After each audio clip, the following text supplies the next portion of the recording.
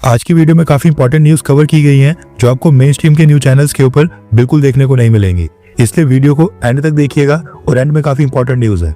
सबसे पहले बात करते हैं भारत, यूक्रेन और रशिया के बारे में। आपको याद होगा रिसेंटली यूक्रेन ने 90 से भी ज्यादा ड्रोन्स भेजकर रशियन प्रेसिडेंट व्लादिमीर पुतिन के ऑफिशियल रेजिडेंस के ऊपर हमला करने की कोशिश की थी, जिसके बाद भारत के प्राइम मिनिस्टर नरेंद्र मोदी जी ने इस हमले की आलोचना की थी और एक स्टेटमेंट इशू की थी।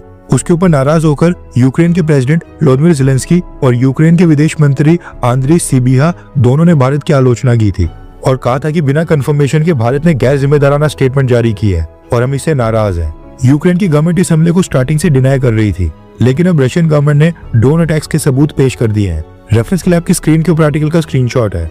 न्यूज निकल कर आ रही है कि रशियन गवर्नमेंट ने मॉस्को में पोस्टेड यूएस डिफेंस अटैचे के साथ एक मीटिंग अरेंज की थी, जिसमें रशिया के chief of intelligence directorate Igor Kostyukov उन्होंने हमले में इस्तेमाल किए गए ड्रोन्स और यूएस के नेविगेशन सिस्टम अमेरिका को हैंडओवर कर दिए हैं। हमले के बाद कुछ ड्रोन्स के नेविगेशन सिस्टम बिल्कुल इंटैक्ट थे और उनके कंटेंट को एक्सेस करने और मेमोरी को डिकोड करने से पूरे नेविगेशन सिस्टम का एक्सेस मिल गया था, जिससे ये प्रूव होता है कि इस हमले का टारगेट वो बिल्डिंग्स थी जहां पर प्रेसिडेंट व्लादिमीर पुतिन का ऑफिशियल रेजिडेंस था और ये यूक्रेन ने हमला किया था।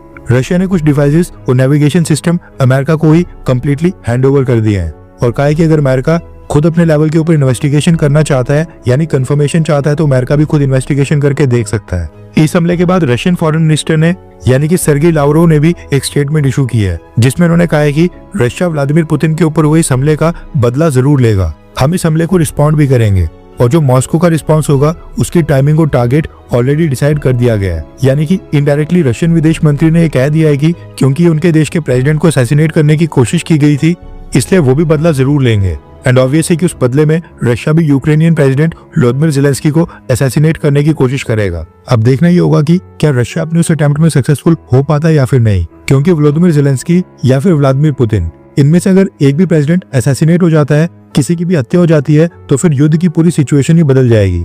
मे भी उसके बाद 24 घंटों के अंदर ये युद्ध रुक जाए या फिर नया प्रेसिडेंट पीस एग्रीमेंट को साइन कर ले। नेक्स्ट अपडेट आ रही है सोमालीलैंड को लेकर। भारत को इसके ऊपर बयान देना पड़ गया है। इजराइल ने कुछ दिन पहले ही सोमालीलैंड नाम के देश को मान्यता दी थी और इजराइल ऐसा करने वाला दुनिया का पहला देश बना था। सबसे पहले हम सोमालीलैंड की लोकेशन को देखते हैं। सऊदी अरब और यमन के ठीक नीचे यह सोमालीलैंड, जो सोमालिया से अलग होकर एक इंडिपेंडेंट देश बनना चाहता है। गल्फ ऑफ एडन और रेड सी के बीच में ये सोमालीलैंड, इसकी ज्योग्राफिकल लोकेशन काफी इंपॉर्टेंट है, जो इस देश को खास बना देती है। मिडिल ईस्ट के सभी देश, इवन ईरान भी यहाँ से ज्यादा दूर नहीं है। माना जा रहा है कि इजराइल ने सोमालीलैंड को मान्यता इसलिए दी है क्योंकि सोमालीलैंड ने बदले में इजराइल को मिलिट्री बेस बनाने की जगह प्रॉमिस की है और फ्यूचर में इजराइल यहाँ पर अपनी फोर्सेस को डिप्लॉय कर सकता है, ताकि ट्रेड रूट्स और मिडिल ईस्ट में जो भी आतंकी संगठन है उनको यहाँ से आसानी से टारगेट किया जा सके। अब बात करते हैं इसमें भारत का क्या एंगल है। दरअसल सोमालीलैंड से जुड़े कुछ जर्नलिस्ट और सोशल मीडिया अकाउंट्स पिछले 2 दिन से ये क्लेम कर रहे हैं कि भारत के प्राइम मिनिस्टर नरेंद्र मोदी ने सोमालीलैंड के प्रेसिडेंट को कॉल करके फोन कॉल के ऊपर बातचीत की है एंड इजराइल के बाद भारत वो दूसरा देश बनने वाला है जो सोमालीलैंड को एक देश के रूप में मान्यता देगा। इस आर्ग्यूमेंट को सपोर्ट करने के लिए ये तर्क दिया जा रहा था कि सोमालिया ने रिसेंटली एक हफ्ते पहले भारत में अपने एम्बेसडर टू इंडिया अब्दी रहमान ओदावा को भी रिकॉल करके वापस सोमालिया बुला लिया है, क्योंकि सोमालिया की सरकार इससे नाराज है कि भारत सोमालीलैंड को रिकॉग्नाइज करने वाला है और prime minister Narendra Modi Somaliland के प्रेसिडेंट के साथ टेलीफोनिक कन्वर्सेशन कर रहे हैं। लेकिन इन सब चीजों को आज भारत की सरकार ने डिनाई कर दिया है। आज भारत के विदेश मंत्रालय ने इस न्यूज का खंडन किया है और कहा है कि भारत द्वारा सोमालीलैंड को मान्यता देने वाली न्यूज ये पूरी तरह से फेक न्यूज है। ना ही भारत के प्रधानमंत्री नरेंद्र मोदी जी ने सोमालीलैंड के प्रेसिडेंट के साथ कोई टेलीफोनिक कन्वर्सेशन की है। भारत ने इस न्यूज को पूरी तरह से डिनाई कर दिया है। अब ये बात सच है कि सोमालिया ने भारत में अपने एम्बेसडर अब्दी रहमान ओदावा को रिकॉल करके वापस से अपने देश सोमालिया बुला लिया है, लेकिन उसका ये रीजन नहीं है कि भारत सोमालीलैंड को रिकॉग्नाइज करने यानी मान्यता देने वाला है। सोमालिया के जो भारत में एम्बेसडर थे अब्दी रहमान ओदावा, वो सोमालिया लैंड के नेटिव थे, यानी पूरे सोमालिया देश के अंदर जो सोमालीलैंड जगह है वहां से बिलोंग करते थे। एंड अब अचानक से सोमालीलैंड ने अपने आप को इंडिपेंडेंट देश घोषित कर दिया है। हो सकता है कि सोमालिया की गवर्नमेंट ने अपने इंटरनल रीजंस के कारण ही उनको रिकॉल करके वापस बुलाया हो, लेकिन भारत का इसमें कोई भी एंगल नहीं है। इजराइल की बात करें तो इजराइल सोमालीलैंड की मदद से इस पूरे रीजन में अपनी मिलिट्री आउटपोस्ट बनाना चाहता है, फिर चाहे वो सिविलियन इंफ्रास्ट्रक्चर के बहाने से क्यों ना हो। इसलिए इजराइल ने सोमालीलैंड को रिकॉग्नाइज कर दिया है। नेक्स्ट अपडेट आ रही है भारत और इजराइल को लेकर। रिसेंटली भारत और इजराइल दोनों देशों ने अनाउंस किया था कि दोनों देश फ्री ट्रेड एग्रीमेंट को लेकर टॉक्स की शुरुआत करने वाले हैं और उसी से संबंधित न्यूज आ रही है। न्यूज आ रही है कि प्री एफटीए टॉक्स के लिए इजराइल की कॉमर्स एंड ट्रेड मिनिस्ट्री का एक डेलीगेशन जनवरी के 3rd वीक में भारत आएगा। डेट्स अभी कंफर्म नहीं हुई है और दोनों देशों की सरकार डेट्स फाइनलाइज कर रही है। प्री एफटीए टॉक्स में दोनों कंट्रीज ये डिसाइड करती हैं कि कौन कौन से सेक्टर्स को ओपन किया जा सकता है, कहां पर टैरिफ को कम किया जाएगा और कौन से सेंसिटिव इंडस्ट्रीज हैं जिनको प्रोटेक्शन दी जाएगी। नेक्स्ट अपडेट आ रही है भारत और बांग्लादेश को लेकर। बांग्लादेश में हिंदू कम्युनिटी के लोगों के ऊपर हमलों के कारण आईपीएल की कोलकाता नाइट राइडर्स टीम का काफी विरोध हो रहा था, क्योंकि रिसेंटली फ्रेंचाइजी ने बांग्लादेश के प्लेयर मुस्तफिजुर रहमान को 9 करोड़ 20 लाख रुपए देकर परचेज किया था। न सिर्फ केकेआर और ओनर शाहरुख खान को टारगेट किया जा रहा था, बल्कि BCCI and even Jay Shah को भी काफी टारगेट किया था और बांग्लादेश के प्लेयर्स को बैन करने की भारत में लगातार मांग की जा रही थी।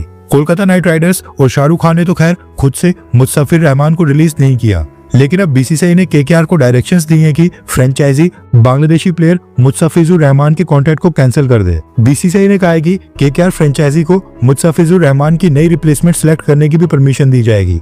इसके साथ ही अब भारत और बांग्लादेश के बीच क्रिकेट सीरीज के ऊपर भी सवाल उठ रहे हैं। भारत और बांग्लादेश को पिछले साल अगस्त 2025 में 3 T20 और 3 ODI मैचेस की एक सीरीज खेलनी थी, जिसके लिए भारत की टीम को बांग्लादेश जाना था, लेकिन सिक्योरिटी कंसर्न्स और भारत के लोगों के प्रोटेस्ट के चलते ये सीरीज उस समय कैंसिल कर दी गई थी। मगर अभी 2 दिन पहले बांग्लादेश क्रिकेट बोर्ड ने जो साल 2026 का शेड्यूल रिलीज किया है, उसमें बोला है कि अगस्त 2026 में ये भारत के साथ सीरीज कंप्लीट की जानी है और इंडियन क्रिकेट टीम इसके लिए बांग्लादेश आएगी।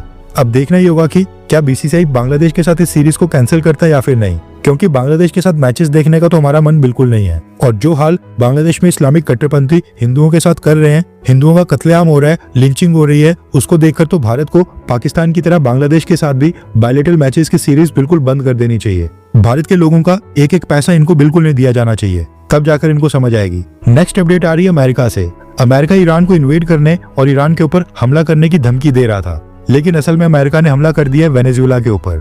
न्यूज निकल कर आ रही है कि आज अमेरिका ने वेनेजुएला की कैपिटल कारकस रीजन में एक मिलिट्री कंसाइनमेंट और कुछ अनडिस्क्लोज्ड लोकेशंस के ऊपर स्ट्राइक्स की हैं। कुछ रिपोर्ट्स में यह भी कहा गया है कि अमेरिका वेनेजुएला की ऑयल रिफाइनरीज और आइलैंड्स को भी टारगेट कर रहा है, लेकिन वेनेजुएला से सिविलियन कैजुअलिटीज का नंबर अभी तक सामने नहीं आया है। वेनेजुएला के ऊपर स्ट्राइक्स करने के बाद यूएस प्रेसिडेंट डोनाल्ड ट्रंप ने यह भी एक स्टेटमेंट रिलीज करके कहा है, अमेरिका ने सक्सेसफुली स्ट्राइक्स कंडक्ट करके वेनेजुएला के प्रेसिडेंट निकोलस मादुरो और उनकी वाइफ को कैप्चर कर लिया है और उनको देश के बाहर फ्लाई करके लाया जा रहा है। ये स्टेटमेंट खुद ही यूएस प्रेसिडेंट डोनाल्ड ट्रंप की है। इन्होंने एक देश के सिटिंग प्रेसिडेंट और उसकी वाइफ को किडनैप करके अनडिस्क्लोज्ड लोकेशन के ऊपर ले लिया है, जिसको ये कैप्चर करना कह रहे हैं। और ये मीम सोशल मीडिया के ऊपर इस समय काफी वायरल हो रहा है। इस इंसिडेंट के बाद सोशल मीडिया के ऊपर कहा जा रहा है कि जो हाल गद्दाफी का किया गया था, वही वेनेजुएला के प्रेसिडेंट निकोलस मादुरो के साथ भी होने वाला है। इवन वेनेजुएला की वाइस प्रेसिडेंट डेल्की रोड्रिगुएज ने भी ये कंफर्म कर दिया कि प्रेसिडेंट निकोलस मादुरो के वेयर अबाउट्स का उनको पता नहीं चल पा रहा है। एक एक करके वेनेजुएला की गवर्नमेंट के काफी सारे मिनिस्टर्स की स्टेटमेंट आ रही है,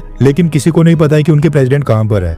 ऐसा फील हो रहा है कि वेनेजुएला की मिलिट्री ने भी अमेरिका के सामने सरेंडर कर दिया है। स्ट्राइक्स के बाद वेनेजुएला के फाइटर जेट्स और हेलीकॉप्टर्स के फ्लाई करने की न्यूज भी आई थी, लेकिन वीडियो रिकॉर्ड करते समय तक वेनेजुएला ने स्ट्राइक्स के बावजूद अमेरिका के वॉरशिप्स या फिर यूएस नेवी के ऊपर रिटेलिएशन में कोई भी अटैक नहीं किया है। वेनेजुएला की तरफ से कुछ स्टेटमेंट आई हैं, जिसमें वेनेजुएला का कहना है कि अमेरिका का हमला यूनाइटेड नेशंस के चार्टर, इंटरनेशनल लॉज और सॉवरेनिटी की वायलेशंस है और पूरी दुनिया को इसके ऊपर वेनेजुएला का साथ देना चाहिए और यूनाइटेड नेशन जनरल असेंबली और सिक्योरिटी काउंसिल को एक इमरजेंसी सेशन बुलाना चाहिए। अमेरिका की स्ट्राइक्स के बाद से ही वेनेजुएला की एयर स्पेस पूरी तरह से खाली हो गई है। एक भी कमर्शियल प्लेन वेनेजुएला के ऊपर से फ्लाई नहीं कर रहा है और न ही वेनेजुएला के किसी भी एयरपोर्ट के ऊपर फ्लाइट्स ऑपरेट हो रही हैं। भारत के लिए भी एक कंसर्निंग सिचुएशन है, क्योंकि अमेरिका ने डायरेक्टली वेनेजुएला की कैपिटल के ऊपर ही हमला कर दिया है, जिसके बाद वेनेजुएला के अंदर वहां पर कियोस मच सकता है और एक सिविल वॉर हो सकता है। भारत के इमिग्रेंट्स दुनिया के कोने कोने में होते हैं और पॉसिबिलिटी है कि वेनेजुएला में भी इनर रीजन के लोग वहां पर वर्क वीजा के ऊपर हों।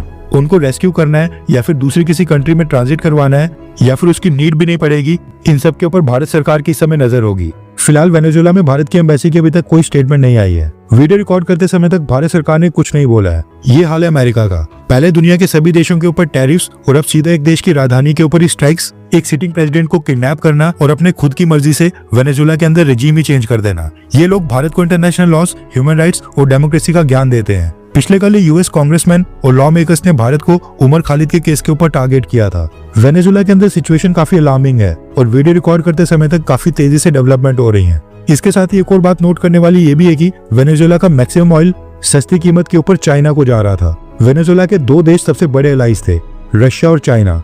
इवन जब अमेरिका ने वेनेजुएला के ऊपर ये स्ट्राइक्स की हैं, उसके कुछ ही घंटे पहले special envoy of Chinese president Xi Jinping for Latin America Qiu Xiaoqiu ने वेनेजुएला के प्रेसिडेंट मादुरो के साथ मीटिंग भी की थी। लेकिन उसके कुछ ही घंटों के बाद अमेरिका ने वेनेजुएला के ऊपर हमला करके रेजिम चेंज प्रोसेस स्टार्ट कर दिया है। अब अमेरिका वेनेजुएला में अपनी पपेट गवर्नमेंट को बिठाएगा और अमेरिकन ऑयल कंपनीज को वहां के सारे कॉन्ट्रैक्ट्स दिए जाएंगे। सीरिया के बाद वेनेजुएला में अमेरिका ने जो रेजिम चेंज किया है, उसको देखकर ऐसा लग रहा है कि रशिया और चाइना ये अपने दोस्तों और एलाइज को प्रोटेक्ट करने में फेल साबित हो रहे हैं। आज भी सुपर पावर अमेरिका ही है और डोनाल्ड ट्रंप इस चीज को पूरी दुनिया के सामने प्रदर्शित कर रहे हैं।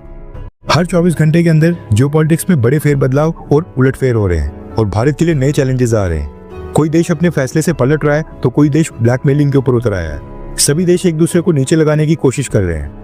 इन सब के बीच हमारा भारत किसी भी देश से पीछे न रह जाए, इसके लिए मोदी सरकार लगातार कोशिशें कर रही है। एंड भारत की foreign policy, defence news, economy और ग्लोबल अफेयर्स का सही एनालिसिस हमारे चैनल इंडियन अफेयर्स का मिशन है और ये मिशन आपके सपोर्ट के बिना अधूरा है। इंडियन अफेयर्स हिंदी के ऊपर हम सभी फैक्ट्स और डेटा बिल्कुल सरल भाषा में एनालाइज करते हैं, बिना किसी एजेंडा के। अगर आप चाहते हैं कि इंडियन अफेयर्स का सही और ऑथेंटिक एनालिसिस आप तक लगातार पहुंचे, तो इस वीडियो को लाइक करें और हमारे चैनल इंडियन अफेयर्स को सब्सक्राइब करके बेल नोटिफिकेशन ऑन करना मत भूलिए। आपका एक लाइक हमारे चैनल को ग्रो करने में काफी मदद करेगा और एक सब्सक्राइब ये सुनिश्चित करेगा कि आप किसी भी इंपॉर्टेंट अपडेट को मिस ना करें। अगर आपने हमारे चैनल को पहले से सब्सक्राइब किया है तो दिल से धन्यवाद। जय हिंद, वंदे मातरम।